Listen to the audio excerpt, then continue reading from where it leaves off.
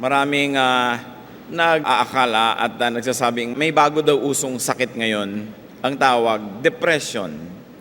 Pero dati na yon, iba-iba lang ang tawag. Minsan sinasabi nila masyado akong balisa, inip, nalulungkot, natatakot, ninenervyos. Mga senyales ng isang depression. What is depression? It's a mental disorder that is sometimes expressed by an all-encompassing low mood. Matamlay, malungkot, mababa ang pagtingin sa sarili, at walang interes sa anumang bagay na dati ay nakaka-interes. Wala interes sa pleasure, sa fun, anything that might make life nice. Many people are inflicted with depression, either on stretched periods of time o kaya paminsan-minsan lang na dumadalaw. Para tayo lalong makinabang sa buhay na ibinibigay sa atin ng Panginoon, unawain natin itong depression na nagpapahirap sa buhay ng marami. Ang pag-aaral natin, pinamagatan natin, Mother and Daughter of Depression. Ang ina at anak ng depression na ito. Panginoon namin Diyos, salamat sapagkat kayo Diyos ng kasiyahan, Diyos ng kapayapaan at katahimikan ng loob. Ituro niyo sa amin, Panginoon, kung paano palalo namin mapapahalagahan ang buhay sa pamamagitan ng aming pagsunod sa mga katuruan mo para yung buhay namin maging makulay, mahalaga, exciting, meaningful, fruitful, and happy. Teach us, open our eyes, Lord. Kung meron kaming mga sintomas ng depression na ito, makita namin, o kaya among our loved ones, at nang sila ay aming matulungan. Turuan niyo kami, buksan niyo po ang aming mata at isip. May you be our speaker, lead us unto greater understanding of your liberating truth, heal us, empower us. In the name of your Son, Jesus, our Lord and Savior, we pray. Tutunghayan natin ngayon bilang isang halimbawa ang buhay ng isang hari. The life of Saul, a very depressed and a very depressing king. 1 Samuel 15:23, sabi ng propetang si Samuel kay Haring Saul, because you have rejected the word of the Lord, He has rejected you as king. Si Saul ay pinili ng Diyos, binigyan ng pagpapala para maging unang-unang hari ng Israel, pero tumalikod siya sa Diyos at tumanggi siya sa mga kautusan, katuruan at pamamaraan ng Diyos. At sabi ng propeta, dahil tinanggihan mo at tinalikuran ng Diyos, tinatanggihan ka rin tinatalikuran na niya ngayon. Verses 30-31. Saul replied, I have sinned, but please honor me before the elders of my people and before Israel. Come back with me. Hindi po dugtong-dugtong itong binabasa natin. Pinagsama-sama lang natin para umiksi at matakal natin yung mga major points. Itong si Saul, nung kanyang maunawa na siya'y nagkasala, sabi niya, nagkasala ako, oo nga. Pero sa kabila nun, parangalan mo pa rin ako. Ipakita mo sa mga taong maganda pa rin ang aking kalagayan, sasabay ako sa iyo, magsabay tayong pumunta sa bahay dalanginan at nang makasamba ako, sa harap ng mga tao, nakasama ka na parang walang nangyari. Pero ang totoo, nawala na ang pagpapala ng Diyos kay Saul, nawala na yung anointing sa kanya, pero gusto ni Saul, pakitang tao, for the sake of appearances, mukhang okay pa rin siya. Verse 14 of chapter 16. Now the Spirit of the Lord had departed from Saul, and an evil spirit from the Lord tormented him. Isang hiwaga, pero totoo at nakasulat sa Biblia, na nung umalis ang mapagpalang espiritu ng Diyos mula dito sa kay Saul, may pumalit namang espiritu rin sa Diyos na nagpapahirap sa kanya, na gumugulo sa kanyang isip, nagbibigay sa kanya ng sleepless nights, worries, alalahanin, hindi siya mapagkatulog. Hirap na hirap ang kanyang loob. Pero ito ay galing din sa Diyos. Minsan, galing sa isang digmaan na kasama niya si David na magiging kapalit niyang hari at pinili ng Diyos na makakapalit niya, pero ngayon ay nasa kanyang hukbo at naging napakamatagumpay na mandirigma at napupuri ng marami. 1 Samuel 18:7-12. As the people danced, they sang, Saul has slain his thousands, and David his tens of thousands. Saul was very angry. This refrain galled him. They have credited David with tens of thousands, he thought. but me with only thousands. What more can he get but a kingdom? And from that time on, Saul kept a jealous eye on David.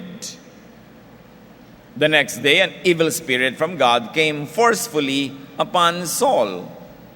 He had a spear in his hand and hurled it, saying to himself, I'll pin David to the wall.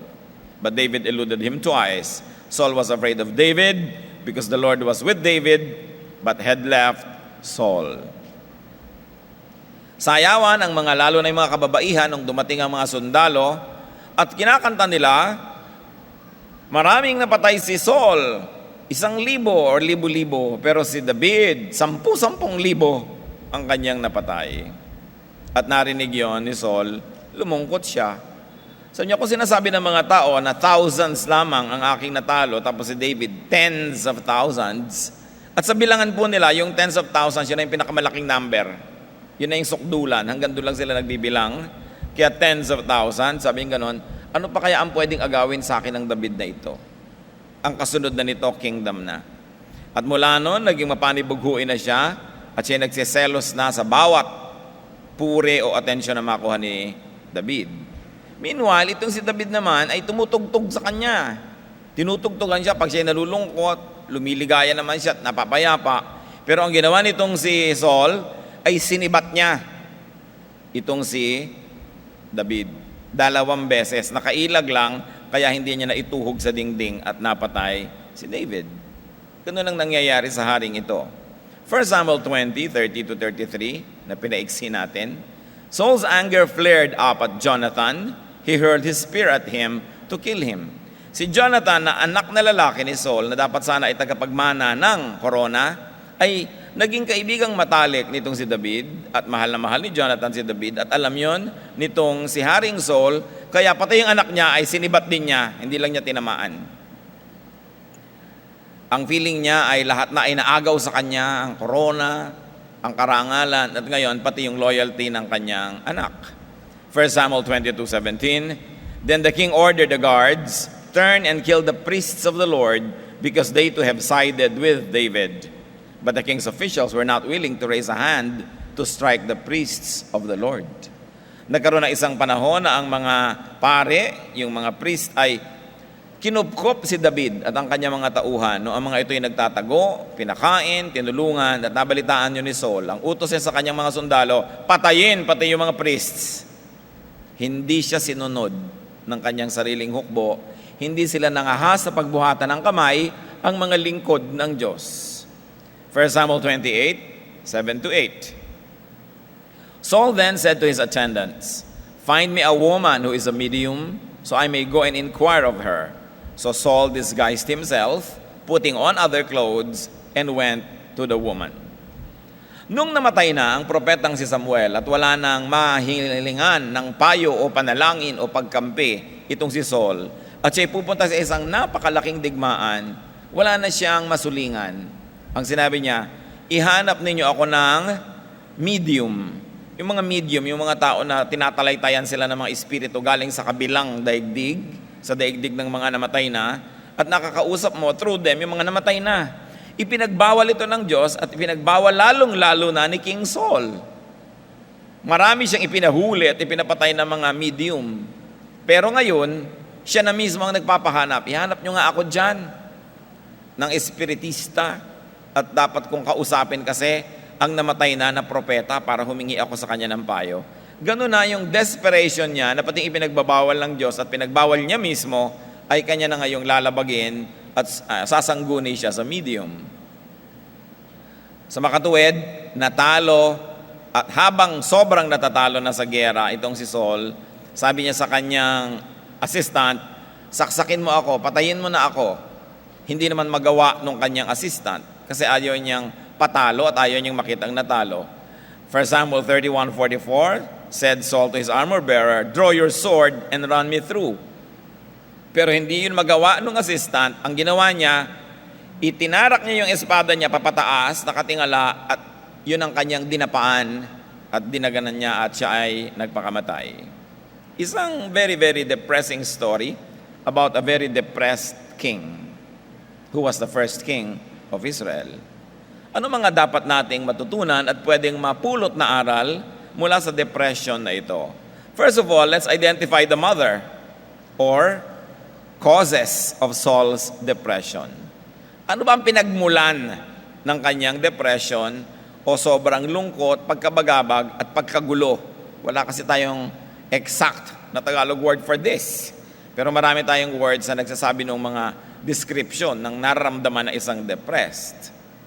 Kasi hindi naman uso sa kultura natin yung napagdede-depress. Kaya wala tayong salita dyan. Nitong mga huling panahon na lang yan, dumapo sa atin, nakiuso na rin tayo sa mga ganitong uri ng sakit ng isip. First of all, the mother of Saul's depression was his rejection of God's word. Malinaw ang utos ng Diyos, malinaw ang salita ng Diyos, buong linaw din niyang sinuway, nagsimula ang kanyang depression. Siya ang naunang tumalikod sa Diyos. Dahil nung tumalikod siya, tinalikuran din siya. God's rejection of him is the second reason. Saul rejected God, God rejected him. This is the effect and the cause. Unang-una, yung pagtalikod sa kanya ng Diyos, bunga ng kanyang pagtalikod sa Diyos. At ito ang pinagmulan ng depression niya. Pero dahil din sa pagtalikod na yon, na naging bunga ng depression, ngayon magiging dahilan pa ito ng mas marami pa uling depression. Nanganak pa ng ibang depression, yung dapat ay anak na sana lamang ng depression. Nagkaroon ng apo yung depression. Another cause or mother of Saul's depression was the disobedience of the rejection by and the isolation from his soldiers and his people. In other words, the key idea here is isolation. Hindi siya kinampihan ng kanyang anak laban kay David. Hindi siya sinunod ng mga sundalo nung gusto niyang ipapatay yung mga paring tumulong kay David. Ang mga tao ay kay David na nagpupunta at hindi sa kanya dahil hindi naman siya effective sa digmaan at mapanibughuin pa siya. He felt rejected and isolated. At sa mga tao po, mga kapatid, kahit sa ating totoong buhay ngayon, maraming ang pinagmumulan ng depression is rejection and isolation. May mahal ka sa buhay, hindi ka mahal. Meron kang kapartner, ayaw na sa'yo. Meron kang gusto maging trabaho, ayaw naman sa'yo ng trabaho na yun. Meron kang gustong kasama at kabarkada, ayaw naman nila sa'yo. Na-isolate ka, nahihiwalay. Ang pakiramdam mo, tinatanggihan ka o itinutulak palayo. Maaaring ito maging dahilan ng depression pag hindi pinag-ingatan. Another mother of Saul's depression is jealousy. Dahil siya ay naging mapanibughuin at mainggitin, pwede na siya ngayong dapuan ng depression. Kasi ang depression, mga kapatid, kailangan may mga pintong papasukan yan, papasok sa'yo. Ang unang-unang pintong pinasukan nga, tinalikuran niya ang Diyos, tapos tinalikuran din siya ng Diyos. Dalawa na yung pinto. Pagkatapos, tinatanggihan pa siya, tinatalikuran ng mga tao dahil kung ano-anong pinagpapagawa niya. Another pinto na pwedeng pasukan ng depression. Tapos, panibugho. Pwede rin yung pasukan ng depression. And then anger. Nagalit siya sa kanyang anak, nagalit siya kay David, nagalit siya sa mga tao. Isang malaking pwedeng pasukan ng depression is sinning and not dealing with it. Sabi niya, oo nga, may kasalanan ako. Hindi naman niya hiningi ng tawad, hindi siya nagbagong loob, at gusto lang niyang pagtakpan na hindi na siya blessed ng Diyos. In other words, may sakit, tinakpan yung sakit. May galis, nagsuot na lang ng mahabang mga manggas o mahabang pantalon para hindi makita yung galis, pero hindi naman ginagamot. Itinago lang. One major factor that allowed Saul to be possessed by depression was his faking it. He was faking his life. He was faking his relationship with God. He was faking his spirituality, his obsession with appearances. Pag mahilig kang mang-fake, pwede kang pasukin ng depression. Kunwari mayaman ka, hindi naman. Pinipilit mong mabuhay sa isang napakataas na standard, hindi mo naman abot. Kunwari matalino ka, hindi naman, hirap na hirap ka tuloy. Napakaraming uri ng pagpapanggap at madalas yung mapagpanggap, nagiging kandidato yan na ma-depress. Denial of reality, especially problems, inability to accept and adjust to a bad situation. Yung talagang nag-fail ka halimbawa sa pag-aaral, huwag mo nagsisihin ng kung sino-sino. Sabihin mo, nag-fail ako kasi hindi ako nag-aaral, kasi kinapos ako ng panahon, kasi pinabayaan ko. Mas madali mong matatanggap ang katotohanan at mas madali ka makaka-recover kaysa sabihin mo, baliwala naman talaga sa akin yung pag-aaral eh. Denial, samantalang nag-aaral ka, hindi ka lang pumasa, tapos sasabihin mo ngayon, baliwala. Pagka may trabaho kang nawala, sabihin mo, baliwala naman talaga sa akin yung trabaho na yan. Pag may lumayas na tao sa buhay mo, sabihin mo, okay lang naman, hindi ko naman talaga gusto yung tao. Denial. Ang taong lagi nagpapanggap, nahahati ang kanyang isip, nahahati ang kanyang puso sa totoo at hindi totoo. At pag lagi kang hati at madalas kang hati, magkakasakit ang isip mo. Mahahati rin. Kaya maraming mga tao kuminsan, akala natin napoposes, boses bata, nagboboses bata, kuminsan nagboboses malaking mama, nagboboses akala natin maligno, ay may masamang espiritu. Tinatawag yun ng mga psychiatrists na schizophrenia. Minsan nagdo-double personality. Kasi yung personalidad na inilalabas at inihaharap niya sa tao, hindi yun ang totoong siya. May iba pang totoo na nakakubli at pigil na pigil. Halimbawa, isang babaeng kunwari ang hin-hin-hin-hin. Hindi pala totoo. Hindi pala Maria Clara, kundi Maria Capra siya. Hindi naman niya masabi. Yun ang mga nade-depress. Kung minsan naloloka, kung minsan kung ano-anong pinagsasasabi. Gusto pala lagi maghubad sa kalsada, hindi magawa dahil laging naka-long sleeves, dahil conservative ang surrounding. So, kailangan maloka para makapaghubad. So, kailangan makawala yung totoo, nawawala ka tuloy sa sarili. Kaya tinatawag natin sa Tagalog, nawala sa sarili. Nawala ng bait. Bait, hindi kindness, kundi bait meaning reason. Buot, sabi ng mga Bisaya. Nawawala ka kasi yung totoo, kailangan lumabas yun eh. Eh kung hindi mo naman nailalabas, bigong-bigo ka na lungkot ka na, pero kunwari ka lang, okay, eh syempre, madedepress ka nun. Kung ano-anong paggagawin mo sa buhay, kasi may mga kabiguan at kalungkutang hindi mo maipahayag. Kaya mahalaga sa atin mga kapatid, tinatanggap natin yung bigo, hindi laging nire-reject.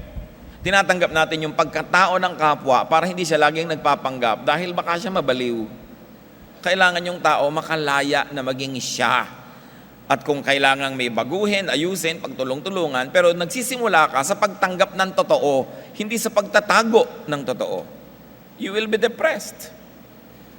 And of course, another mother of Saul's depression was the departure of God's nurturing spirit. Dahil hindi maganda ang relasyon niya sa Diyos, binawi ng Diyos yung espiritu niyang mapagpala at pinalitan a visitation by an evil spirit, so-called, but interestingly, a spirit that God Himself sent. Siyempre, walang vacuum. Pag nawala sa yung espiritu ng Diyos na mapagpala, may ibang lilipat yon, may ibang papalit. Parang bahay mo, lote mo, hindi mo tinitirhan, magkaka-squatter tuloy. Kasi walang laman. Ganon din ang puso mo. Pagka walang laman na kabanalan, mapapalitan na ang kasamaan. Pagka walang presensya ng Diyos, ang magiging presensya ng demonyo ang pupunta dyan. Kuminsan, ang Diyos pa ang nagbibigay ng permiso, tulad ng ginawa niya kay Satanas, sa pinayagan niya na si Job ay dumaan sa maraming hirap. Mahiwaga ang diling ng Panginoon, pero nangyayari. Yan lang ang ilan sa mga magulang ng depression. Marami pang iba. But for now, that's already so much to consider. Dapat nating reviewin ang buhay natin. Meron ba ako ng mga bagay na yon? Meron ba doon ang tatay ko, ang anak ko, ang kapatid ko, ang nanay ko? Kaya pala nagkakaganong-ganon kasi may depression. Let's take a look at the daughter or the results of depression. In this case, Saul's depression. Tulad ng mga binanggit natin kanina, ang naging bunga ng depression niya, visitation by an evil spirit. But you might say, hindi ba yan yung nanay? Hindi ba yan yung cause ng depression? Yes, pwedeng cause, dinalaw ka kasi kaya na-depress ka. Pero pwede ring depress ka kasi kaya ka dinalaw. At dahil depressed ka, dinalaw ka, lalo kang madedepress na naman para lalo ka uling madalaw. Hindi na matatapos yung cycle na yon. The chicken or the egg ang nauna, hindi mo masasolve. So pag na-depress ka, pwede kang dalawin ng masamang espiritu. Kaya yung masamang espiritu, naghahanap ng mga depress yan. Sino kaya dito depressed? Madapuan nga. Alam ba, ang saya-saya mo, dapuan ka, di halos hindi ka tablan. Ang lungkot-lungkot mo, wala kang kakibo-kibo, naaawa ka sa sarili. May mga cracks na pwede niyang pasukan. At dahil napasok ka na, una dahil depressed ka, pero dahil napasok ka na, lalong lalala ang depression mo, lalong dadami yung cracks, lalong maraming dadalaw. Paulit-ulit na. Another daughter of Saul's depression is fear. Pag depressed ka, nagiging matatakotin ka. Pero ito na naman, pag matatakotin ka, lalo kang madedepress. At pag lalo kang nadepress, lalo kang magiging matatakotin, lalong lalala. He was first afraid of David, then he was afraid of losing his crown, he was afraid of losing his stature. Another daughter of Saul's depression is anger, or more anger. Nagalit siya, na-depress siya tuloy. Yung magagalitin, madalas ma-depress yan. O kaya eto, depress ka, nagiging magagalitin ka tuloy. Samantalang kung hindi ka naman depress, hindi ka dapat magagalitin. Kaya yung mga taong galit sa mundo, galit kahit kanino na lang may comment, kahit kanino na lang may pintas, kahit kanino na lang may reklamo, galit sa mundo, galit sa buhay, depress siguro yun. Kailangang mabunot ang pinagmumulan ng depression. Another daughter of depression was jealousy. Pag depressed ka, nagiging mapanibughuin ka. Kung masaya ka naman, ang nanay mo, binigyan niya ng turon yung kapatid mo, hindi ka naman magsiselos kasi masaya ka. Pero kung ang lungkot-lungkot mo, binigyan lang ng kaprasong toge yung kapatid mo, selos ka na. Kasi depressed ka, madali ka magselos. Eto ngayon, dahil nagselos ka na, mas madali ka na naman lalong ma-depress. Kaya ang taong hindi nagagamot ang depression, palala ng palala. Parang kinakain siya ng buhangin, kinakain siya ng kumunoy. Because yung cause nagiging effect at yung effect magiging cause uli. Another daughter of Saul's depression was a more forceful entry of the evil spirit. Dahil depressed ka na, wala ka ng depensa, mas madali ka lalong pasukin ng mga espiritu. At ang naging bunga pa ng depression niya, consultation with a medium, na dapat sana hindi. Yung mga tao na hindi pa depressed, alam nila yung bawal, pero pag nade-depress na, naiiba na yun Ginagawa na nila pati bawal, naiiba kasi ang pananaw. Dahil isang bunga ng depression is irrationality. Nawawala ka ng katwiran. Sinasabi mo hindi mo dapat sabihin, inaaway mo hindi mo dapat awayin, ginagawa mo hindi mo dapat gawin. Lagi ang ending, palala ang kasitwasyon mo. Padami ng padami yung taong naiinis sa'yo, palayo ng palayo sa'yo, palayo ng palayo sa'yo ang blessing, palayo ng palayo sa'yo ang pera, palayo ng palayo sa'yo ang kalusugan, dahil nga pinalalala mo rin sa iyong sariling attitude. Kaya mahalaga teka, depressed yata ako, dapat gumawa akong paraan. Sobra na yata ako magagalitin, lahat na lang ng tao, inaaway ko, nakikipag-argumento na lang ako kahit sa poste. Dapat yatang may gawin ako tungkol dito dahil nakakahalata na ako. Dapat ang tao kasi makahalata. Paano mo mahahalata na hindi ka blessed? Di tingnan mo ang buhay mo, malaman na, madali namang malaman. Wala ka nang ginagawa na nagtatagumpay. Ang mga dati mo mga kamag-anak o kaibigan na malapit sa'yo, malalayo, yung mga dating ginagawa mong maunlad, nawawala yung unlad, so huwag mong dayain ang sarili mo. May problema yan. Hindi katulad ni Saul, sige na nga kahit hindi na ako blessed ng Diyos, kahit ayaw na niya sa akin, sumabay ka sa akin, prophet, para pag nakita ng mga tao magkasabay tayo, isipin nila, okay ang lahat. Mas pinapahalagahan niya yung nakikita ng tao kaysa yung nakikita ng Diyos sa loob ng puso niya. Another daughter of Saul's depression was disguise. Nagsuot siya ng ibang kasuotan para pumunta doon sa espiritista para hindi makilala na siya yung hari. Pero alam niyo kung bakit siya nagsuot ng ibang kasuotan? Dati na naman siyang nagsusuot ng ibang pagkatao Dati na siyang nagpapanggap. Ngayon, naging malinaw lang through this very direct act of disguise because he had double personality. Marami po sa atin may double personalities. Kasi hindi natin mailabas yung totoo sa takot na tayo ay mapintasan, sa takot na tayo ay hindi tanggapin, sa takot na tayo ay palayasin, itakwil, nagpapanggap ka. Kaya isa sa mga pinakamalalalim, pinakamagagandang regalong pwede natin ibigay sa kapwa, lalo sa kapamilya, anak, kapatid, pinsan, nanay, magulang, whatever, yung pagtanggap sa kanila kung ano talaga sila. Para hindi sila kailangang mapuwersang magpanggap at pagkatapos dumating pa sa maging katulad nitong si Saul. Another daughter of Saul's depression was his murderous spirit. Ilang ulit niyang gustong patayin ang sarili niyang anak at pati si David na napaka-galing na general ng kanyang sariling army. But the ultimate daughter of depression is suicide. Pagkitil sa sariling buhay, pagpapakamatay, yan ang pinakasukdulan na inaabot ng isang depressed person na hindi nagagamot, na hindi nadadala sa tamang pagdalhan.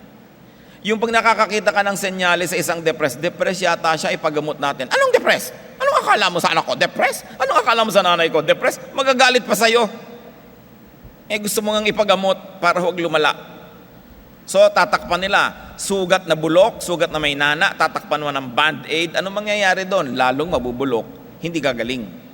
Para gumaling yan, tanggalin mo yung takip, langgasin mo, linisin mo, masakit, mahapde. Pero yun lang ang paraan para gumaling. Hindi pagpapanggap. Kuminsan, tulad natin, galit tayo sa doktor, galit tayo sa nurse, kasi nasasaktan tayo pag nagme-minister sila. Anong gusto mo? Masahista. Para hindi niya galawin yung sugat mo. Huwag mo akong galawin dyan, masakit yan. Opo, sir. Diba? Ano pong ilalagay ko dito? Lotion, oil, whatever. Yun ang gusto natin, yung inuutusan natin yung magpapagaling sa atin. Paano tayo gagaling nun? Nagagalit ka sa dentista dahil masasaktan ka. Kasi wala naman pong paggaling na hindi nagsisimula sa masaktan ka muna. Kahit sa espiritu. So, kapatid siyempre ng suicide, self-destruction. Kaya mga nade-depress, ginugurlisan ang kanilang mga pulso, nilalaslas ang kanilang mga sariling bituka, inuumpog ang ulo nila sa pader, sa bato, pumupunta sila sa mga sports na halos ikamatay nila, wala sa reason, kasi wala na sa sarili. At kung hindi nila sisirain ang sarili nila, ikaw ang sisirain nila. Kakagating ka nila, pupukpukin ka, paplantsahin ka, kung ano-ano. Nakakatakot ko, minsan may kasama na depress sa bahay dahil baka biglang mapagkamalang kang sushi. The results of depression can cause more and can create more cycles of depression. Ano po ang prinsipyong ito? Ba't ganun? May espiritu ng masama, lumalalala pa pag hindi ginamot. Matthew 12:43 to 45.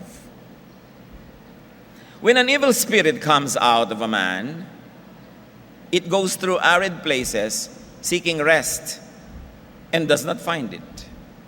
Then it says, I will return to the house I left. When it arrives, it finds the house unoccupied. Then it goes and takes with it 7 other spirits, more wicked than itself. And they go in and live there. And the final condition of that man is worse than the first. Pag daw may isang masamang espiritong umalis sa katawan ng isang tao, siyempre hahanap yan ibang titirhan. Kasi ang espiritu gustong may tirhan na katawan yan. Kung kandidato kang tirhan, edi sa'yo titira. Kaya dapat hindi ka kandidato. Don't file a certificate of candidacy. Natirhan ka ng masamang espiritu. Hahanap daw, at pag walang nakita, babalikan ka. Uy, wala pa palang nakatira dito, makabalik nga. At dahil inayos-ayos ng konti, mas nagustuhan niya, magyayaya pa siya ng 7 impacto na mas masahol kaysa sa kanya. Kaya 8 na ngayon ang laman mo, mas kargado ka, fully loaded. No? Kaya sabi niya, ang kalagayan tuloy ng dating pasyente ay masahol pa ngayon kaysa sa dati. So halimbawa, nagpagamot ka ng konti, uminom ka ng konting antibiotic, ayun yun, pinapaalis mo yung sakit. Hindi mo naman hinayos yung dosage. Nung natanggal ng konti yung simptoma, sakit ng ulo mo, tumigil ka na ng pag-inom, ang totoo nun, lalo mong ginawa ang sarili mong mahina. Babalikan kayo ni sakit, mas malala. Kasi sinasabi ng mga doktor, kailangan pag sinabi 7 araw iinom, 3 beses maghapon, kailangan walang patid inumin. Kasi pag hindi mo yan nakumpleto, yung gamot na dapat sana ipanlaban sa sakit mo, pag hindi nakumpleto yon, nagiging sakit yon. lalo kang lumala. Anong nararamdaman pagka ang isang tao ay inaalisan ng ganong espiritu ng Diyos? Psalm 51:12, "Restore to me the joy of your salvation and grant me a willing spirit to sustain me." Anong naramdaman ng sumulat ng salmong ito? Nawala ang saya ng kanyang kaligtasan. Na dati nararamdaman naman niya, dati alam niya ang relasyon niya sa Diyos, pero nawala. Alam niyang may nawala. Kasi siguro tumalikod siya. So tinalikuran din siya at kitang-kita ang lahat ng bunga. What are the other results or symptoms or daughters of depression? Mental, emotional, and spiritual agony. Hirap ang isip. Mabigat ang loob. Laging may takot, laging may lungkot, laging may alalahanin, laging balisa. Isa yan sa mga sintomas. Hindi lagi na pag meron ka niyan, depressed ka na. Pero pag meron ka niyan, posibleng may depression. Parang si Job, chapter 6, 1-4. Siyempre, na-depressed naman yung tao nung sobrang dumating sa kanya mga pagsubok. Then Job replied, "If only my anguish could be weighed and all my misery be placed on the scales, it would surely outweigh the sand of the seas." Kung mailalagay lang sa timbangan ang lahat ng hirap ng loob ko, mas mabigat pa yan sa lahat ng buhangin, sa lahat ng dagat, sabi niya. Isa pa na symbol or symptom of depression is loss of appetite. Wala kang ganang kumain, kahit anong ihain sa'yo, hindi masarap. Ni wala kang ang maisip kainin. Ano kaya ang makain? Ano kaya makain? Hindi mo maisip sa dinami-rami ng pagkain sa balat ng lupa.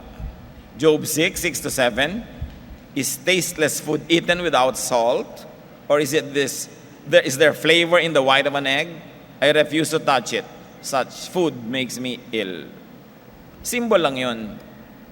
Ibig sabihin, ayokong kumain basta. Terrible and abnormal sleeplessness. Yung hindi ka mapagkatulog, dapat sana tulog ka na, napagod ka na, dapat antokin ka na, hindi ka pa inaantok. Possible yan na isang babala na mayroong depression. Kasi syempre, normal ang tao, antokin at matulog. Ngayon, hindi ka inaantok, hindi ka natutulog. Merong pinagmumulan yan na dapat bunutin para ka mapagkatulog. At hindi lang dapat chemical alteration of the body, hindi lang dapat medication, dapat bunutin talaga yung spiritual na pinagmumulan nito. But it begins by accepting that there is a problem. When you deny it, it cannot be solved. Isa pa pong bunga ng depression is self-destructive thoughts. Anything na nakakasira sa sarili, it goes against nature.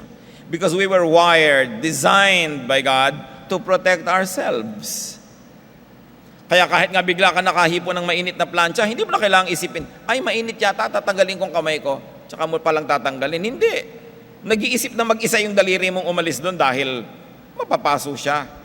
Hindi likas sa tao na gusto niyang masira ang kanyang sarili at katawan. Ang likas, we like to protect it. So pag hindi mo na ngayon tinapagtanggol ang sarili mo, hindi mo na iniingatan, inilalagay mo pa sa panganib, it is a possible sign of depression. One very, very clear sign of depression is constant and nagging thoughts of death. Yung wala ka nalang iniisip kundi kamatayan at may kasamang takot. Sa bagay, sino ba hindi natatakot dyan? Hindi mo kasi alam kung ano yung mga detalye ng mangyayari. Pero meron naman na napakaganda ng relasyon sa Diyos na pinananabikan pa nga nila yon kung hindi na talaga maiiwasan. Job 6, 8-9, "Oh, that I might have my request, that God would grant what I hope for, that God would be willing to crush me, to let loose His hand and cut me off." Sa sobrang hirap ng dinanas ni Job na depressed na, mas ginugusto pa niyang mamatay. How can we avoid depression? Paano ba naiiwasan ma-depress? Paano ba naiiwasan na dapuan ng salot na yan? Unang-una, stick close to God. Higpitan ang kapit sa Diyos. Lalong dumikit. Kung sumusunod ka, hindi 1 kilometer away, dumikit ka. So His anointing and nourishing spirit won't depart. Mawala na lahat sa'yo, huwag lang yung pabor at kaluguran ng Diyos. Kasi pag nalulugod sa'yo ang Diyos, ano man ang gawin ng buong sanlibutan sa'yo, baliwala. Pero ano man ang gawin mo, pag hindi nalulugod sa'yo ang Diyos, walang mangyayari. lahat ng hihipuin mo mabibigo. Lahat ng gagawin mo hindi aasenso. Kailangan una, stick close to God. And I don't mean be religious, be a deacon, be an elder, be a pastor, be anything. No, personal. Stick close to God. James 4:8, come near to God, and He will come near to you. Lumapit ka sa Diyos, lalapit siya sa iyo. Sa Malakay, sabi niya, return to me, and I will return to you. Kung meron tayong dati ng estado ng espiritu at emosyon na mas masaya, mas mataas, mas tahimik, mas payapa, mas maunlad, at gusto nating balikan yon, meron tayong dapat unahin, makipagbalikan muna tayo sa Diyos. At sabi niya, pag bumalik ka sa akin, babalik din ako sa iyo. Siyempre, kasama, babalik ang pagpapala. Kung ikaw naman, kapatid, ay nasa Panginoon and you want to avoid depression, stay connected with God and especially with people who give you balance. Nakita niyo si Saul? Una, nalagot ang relasyon niya sa Diyos. Pangalawa, nalagot ang relasyon niya sa mga tao. Nalayo siya sa kanyang anak, nalayo siya sa kanyang mga hukbo, nalayo siya sa kanyang taong bayan, putol. Isa sa mga pinaka-nagbabalik ng sigla ng ating espiritu ay yung may mga taong mahahalaga sa buhay natin na malapit sa atin. Malapit ang loob at malapit din yung katawan. Nandyan sila. Company is one of the best medicines against depression. But then again, how will you have company if you are not companionable? Paano ka makikinabang sa magandang pakikipagmabutihan sa kapwa kung walang gustong makipagmabutihan sa iyo dahil nga sa ugali mo, dahil sa iyong mga pakitungo, dahil sa iyong mga kostumbre?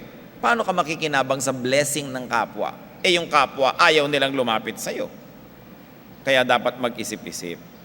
Hebrews 10:25, let us not give up meeting together, but let us encourage one another. Huwag na huwag daw na isusuko ang pakikipagkapwa. Laging magsikap na makipagmabutihan.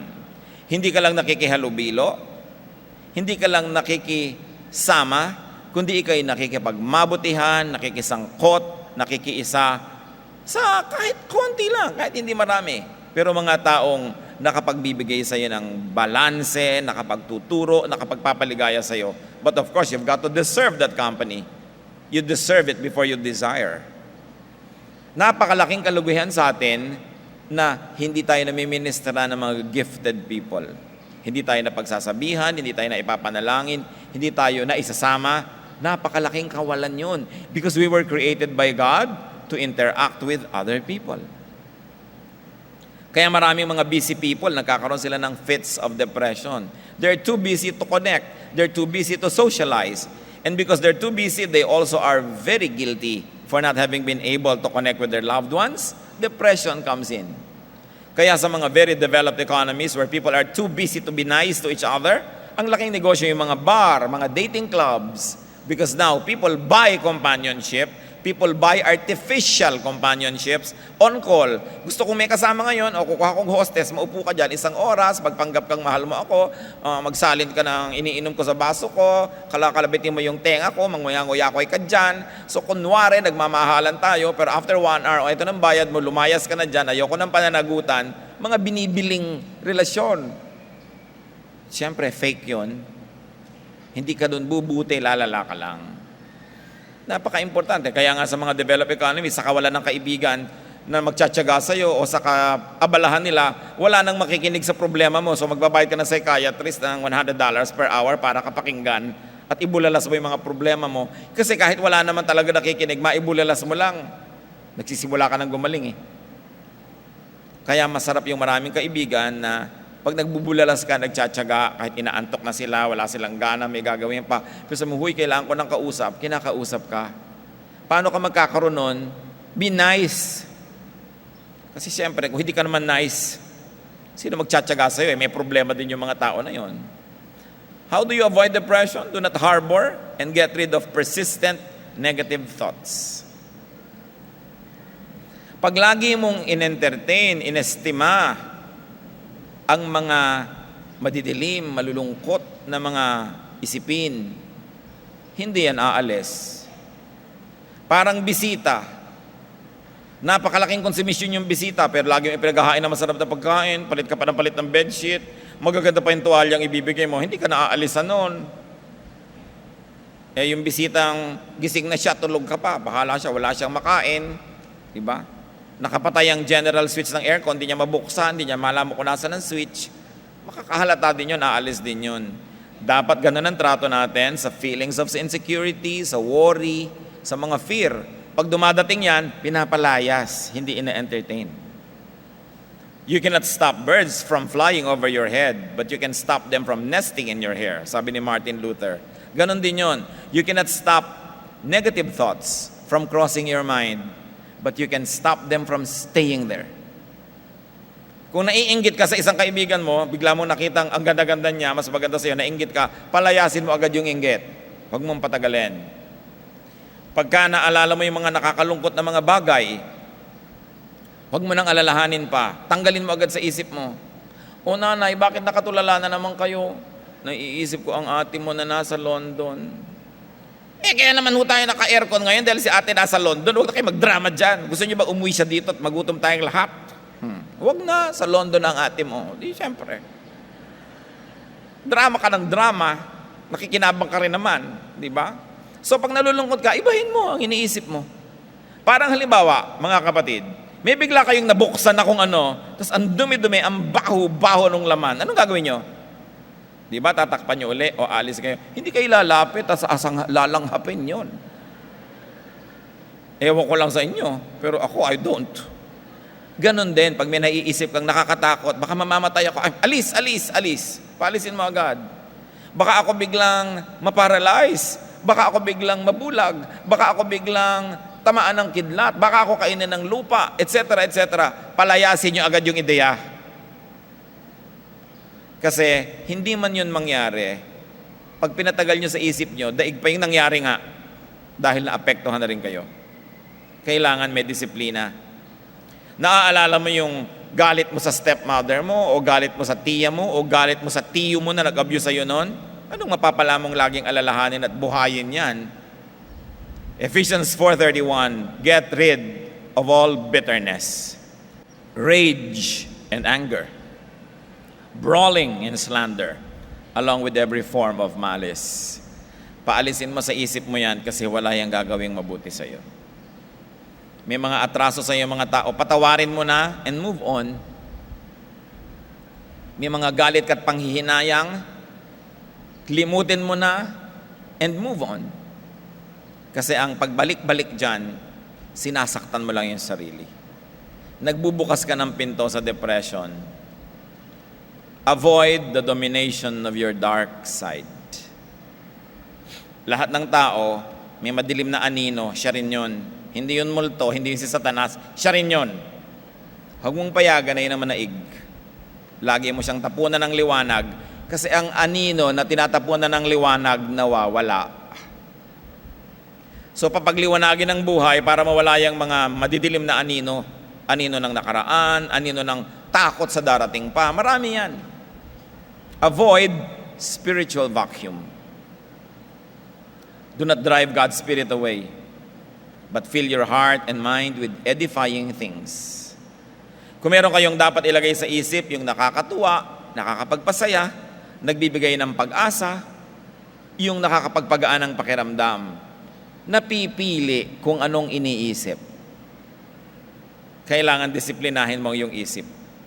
Philippians 4:8, whatever is true, noble, right, whatever is pure, lovely, admirable, if anything is excellent or praiseworthy, church, read, think about such things. Ano dapat mong isipin? Yung true, yung noble, yung right, yung pure, lovely, admirable, excellent, praiseworthy. Meron ka pintasan ng nanay mo, pero meron ka rin dapat purihin. Anong dapat mong isipin doon sa kanya? Yung praiseworthy. May hirap ang buhay, may sarap din. Ano mo dapat mong isipin? Yung sarap. Kung anong iniisip mo, ganun ang mangyayari sa'yo. So think of and focus on what lifts you up. Itaboy agad ang dark thought. Perform activities that edify the body. Maraming lungkot ng isip dahil lang yung katawan walang ginagawa. So pag may ginawa na yung katawan, pinawisan ka na, napagod ka na, napapagpag yung lungkot. Physical activity enhances the secretion of positive hormones like the adrenaline and endorphin. Exercise, sports. And if you are one of those who are privileged to have honorable means, have a lot of romance. Kasi mabuti yan sa katawan. Leisure, good food, rest. Always balanced with a lot of productive work. Then yung katawan mo, busy. Si Elijah, kapropetang tao, gusto na rin mamatay dahil na-depress. Sobrang napagod, the stress, ang daming gyera, ang daming pwedeng katakutan, ang daming mga banta laban sa kanyang buhay. 1 Kings 19:1, Elijah was afraid and ran for his life. He came to a broom tree, sat down under it, and prayed that he might die. Then he fell asleep. All at once, an angel touched him and said, "Get up and eat." He looked around, and there by his head was a cake of bread baked over hot coals in a jar of water. He ate and drank, and then lay down again. So he got up and ate and drank. Strengthened by that food, he traveled 40 days and 40 nights until he reached Horeb, the mountain of God. Sobra pala siyang pagod, sobrang gutom, hindi lang niya nahahalata. Sobra siyang isolated from the people, matagal na siyang walang nakakakwentuhan, nalulungkot siya. Gusto na niya tuloy mamatay. Nung nakatulog, pinakain ng konting tinapay at pinainom, bumalik ang sigla. Gutom lang pala. Baka mamaya, gutom lang kayo. Maraming mga sobrang nagda-diet na de-depress. Nagtataka, okay, lumiliit nga ang bewang ko pero lumulungkot naman ako. Sumisexy nga ako pero nagiging matatakutin ako. Kasi marami, pag nade-deprive sila talaga ng nutrients, nade-depress. So, all this and more, mga kapatid, anong isa nating babaunin bukod sa unawain ng sarili, unawain ng kapwa? People of God, minister to the depressed. Marami kasi sila. Be sensitive. Be available. Sometimes the best prevention of a suicide is just a cup or a glass shared together. Medyo nagkwentuhan lang kayo over a cup of coffee or juice or glass of water. Yun lang pala, hindi na niya itinuloy ang pagpapakamatay. Maraming mga namamatayan, lalo't kung nagpakamatay, sasabihin lang, kung nakipagkwentuhan lang pala ako sa kanya, hindi siya magpapakamatay. Kung binigyan ko lang sana ng konting oras o panahon. Malungkot pagka ganun yung paghihiwalay. Salamat na lang na nasa mga anak ng Diyos, kahit nagkakahiwalay ng medyo malungkot kuminsan, alam mong may inaasahan tayong reunion na mas mainam, mas mabuti at mas masaya. Pero bakit naman kailangan ba tayong dumaan sa mga lungkot kung pwede namang iwasan yan? Galatians 6:2, carry each other's burdens, and in this way you will fulfill the law of Christ. Magtulungan kayo. Baka mamaya sa sarili niyong pamilya may depressed, hindi niyo nahahalata. Kung kailan lang nagbigti, tsaka mo masasabing, ay, kaya pala walang imik, kaya pala matamlay, kaya pala ganun. Be sensitive to people around you. You could be used by God to heal somebody who is depressed. At kung minsan kailangan ng professional help, dalhin sa mga professionally trained to take care of depressed people. But in any case, help bring people out of depression. And help bring people's loved ones out of depression. But you must begin with yourself. Drive out your own depression demons. Kung anong nagpapalungkot sa inyo, nagbibigay ng alalahanin, takot, itaboy nyo. Huwag laging isipin. Kung minsan pag may edad na yung tao, walang usapan kundi sakit. Sa simula daw yung mga tao, pataasan ng grade pag bata pa. Pag nagkatrabaho, palakihan ng sweldo. Pagtanda, paramihan ng gamot. Paramihan ng sakit, pataasan ng presyon, pahabaan ng puyat. Kung bakit ipinagmamalaking hindi man ako nakatulog kahit isang pikit, ano naman ang nakakatawa doon? Sabi ka ng sabi, paulit-ulit ka, kaya hindi ka na tuloy lalo makatulog. Kailangan siyempre yung sarili mo, psychologize mo rin yan eh. Kailangan gumawa ka ng paraan. But you might say, hindi kasi ikaw. Bueno, di huwag ka makinig. Kaya nga nagkakaganyan-ganyan, matigas ang ulo ng mga tao eh. Ephesians 4:27, do not give the devil a foothold. Huwag mong hahayaan makalanding kahit isang daliri. Kasi mamaya isang buong paanan niya, mamaya buong buo na nakapaglanding siya. Avoid depressing thoughts. Avoid depressing music, depressing movies, mga depressing na kwentuhan. Pag may darating sa akin, Pastor, talaga po bang matutunaw na ang mundo dahil sa global warming? Umalis ka sa harapan ko. Naghahalo-halo ako dito. Ang iniisip ko, natutunaw na ang aking yelo. Anong magagawa ko dyan sa matutunaw na mga glaciers? Kasi maraming tao naghihilig, lalo yung papasok sa iyo ng, ay, ang tataasan naman ng bilihin. Ayoko ng mga topic na yan. Kasi mula nung pinanganak ako, yan ang pinag-uusapan lahat mga tiyak ko. Hindi naman tumigil ng katataas. Buhay pa rin tayo lahat. Tumataas din naman yung kita eh. Di ba? Nung araw nga, 120 pesos a month lang. Pag ang lagi niyong inisip yung nakaka-depress, made-depress kayo. Ang hirap ng buhay ngayon, mabuti pa nung araw. Di yun totoo. Dali-dali na ngayon, may laser surgery. Nung araw nga, abscess lang, namamatay ka. Di ba? Nakatapa ka lang ng pako, namatay ka. Dahil sabi ng mga tao, ay, minalas. Na-paralyze ka, ay, nahipa na masamang hangin. Anong sasabihin yung mas mabuti nung araw? Pabuti ng pabuti ang buhay. Dahil ang tao, mas rumurunong at ang karunungan ay galing sa Diyos. There's a bright future because God is in control. Kaya nagpapadala sa mga CNN. Mga relihiyon din naman kasi wala nalang ipinanakot kundi ang pagwawakas ng mundo. 2,000 taon nang inaabangan niya ang pagwawakas ng mundo. No? Huwag mong problemahin kung magwawakas din, nagwakas. Ang mahalaga, nag-enjoy ka bago magwakas. Nakapaglingkod ka sa Diyos, namuhay ka ng tama. Ba't mo pa problemahin yung wakas-wakas? May pumutok lang na isang bulkan doon sa North Pole. Natatakot ka na, baka magsabay-sabay ang 70 bulkan sa planeta. Matakot ka mat hindi, kung magsasabay-sabay yun, wala ka namang magagawa. Huwag mo nalang sayangin ang bawat sandaling wala pang pumuputok.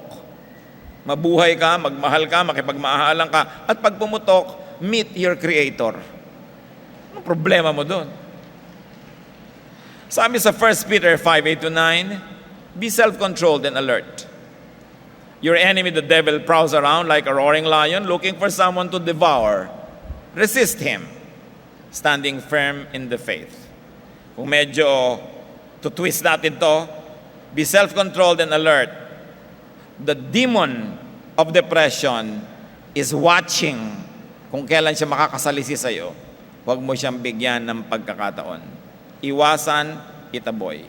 Then ask yourself, Psalm 42 verse 5, why are you downcast, O my soul? Why so disturbed within me? Put your hope in God, for I will yet praise Him, my Savior and my God. So pag nalulungkot ka dyan, nagdadramang bukid ka, teka, bakit ka ba nalulungkot? Ba't ka nagugulo? Magtiwala ka sa Diyos. Purihin mo siya at huwag yan ang asikasuhin mo yung mga lungkot-lungkot mo dahil walang gagawin niyang mabuti. Do not invite, instead drive away and avoid the mother and daughter of depression. Pag nasa salubong niyo na sa kalye ang mag-inang ito, sabi niyo, ay, ang mag-inang depression, iwasan niyo, itaboy niyo. Huwag niyong yayain sa bahay niyo dahil sisirain lang kayo niyan. Ama namin sa langit, salamat sapagkat kayo Diyos na nagpapalaya, Diyos na nagpapagaling, at Diyos na nagbibigay sa amin ng ligaya, ng pag-asa, ng tibay. Kayo ang gusto naming titigan, hindi yung mga nakakatakot. Hindi ang problema ang gusto naming titigan, kundi kayo na solusyon ng aming mga problema. Hindi yung sakit, kundi kayo na manggagamot. Hindi yung dilim, kundi kayo na liwanag. Turuan niyo kami, Panginoong, huwag limutin kung sino kayo at sino kayo sa buhay namin.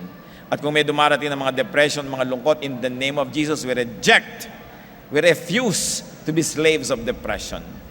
Ama naming mapagpagaling, Ama namin ng liwanag, ng kabaitan, ng kabutihan at kalayaan ng Espiritu.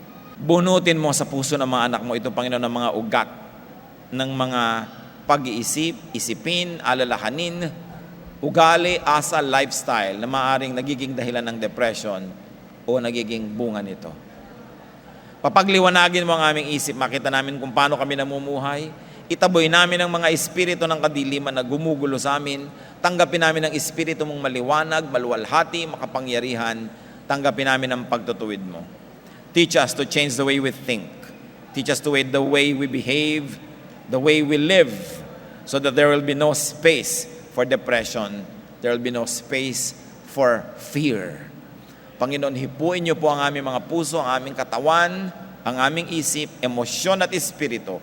In the name of the Lord Jesus, brothers and sisters, accept, receive what you're asking from God. Tanggapin niyo ang hinihingi niyong kapayapaan, pagpapala, katahimikan ng loob. At nawa, ibalik ng Panginoon ang sigla, saya, gana sa pagtulog, sa pagkain, sa pamumuhay.